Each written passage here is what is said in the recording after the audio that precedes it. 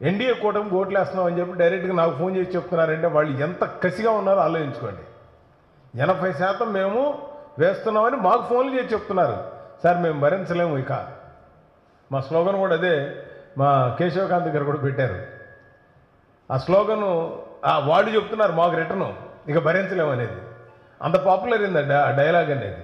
పవన్ కళ్యాణ్ గారు కనుక ఒక సినిమా అత్తారెడ్డి దారిదిలో అవసరం వచ్చినప్పుడు ఎక్కడ తగ్గాలో అది నేర్చుకున్నవాడే సక్సెస్ అవుతాడని, ఎక్కడ మనం సరైన నిర్ణయం తీసుకోవాలనేది వాళ్ళ గవర్నమెంట్ ఎంప్లాయీస్ అందరూ కూడా నిర్ణయం తీసుకున్నారు ఇవాళ. అందుకే ఇవాళ ఉన్నటువంటి ఇక్కడ సిఎస్ గారు కూడా దీనికి ఎంప్లాయీస్ అందరూ వ్యతిరేకంగా ఉన్నారు అర్థమైపోయి కోఆపరేట్ కూడా చేయట్లేదు ఓట్లు వేయడానికి. 6వ తారీఖు నుంచి 8వ తారీఖు దాకా పెంచారంటే ఆలోచించండి. ఇప్పుడు ఈ 11వ తారీఖు వరకు కూడా ఇవ్వమని అడుగుతున్నారు ఎంప్లాయీస్. చాలామందికి రాలా ఫామ్స్ అన్నీ కూడా.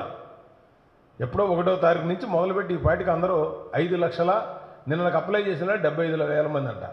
ఇప్పుడు నిన్నటికి 3 లక్షల మంది అయ్యారంట. నేను ఇందాకే యూనియన్ వాళ్ళతో మాట్లాడా, ఎంతమంది 3 లక్షల మంది ఇంకా ఉన్నాం సార్, మాకు ఇస్తే ఈ 2 రోజులైనా కంప్లీట్ చేసేస్తాం ఆ ఓట్లను వేయటం అనేది.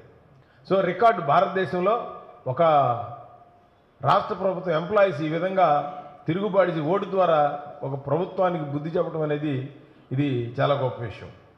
అదేవిధంగా మూడోది, నిన్న మోడీ గారు చెప్పిన దాంట్లో మోడీ గారు గ్యారంటీ, బాబు గారి షూరిటీ, పవన్ గారి సిన్సియారిటీ, ఈ మూడు కూడా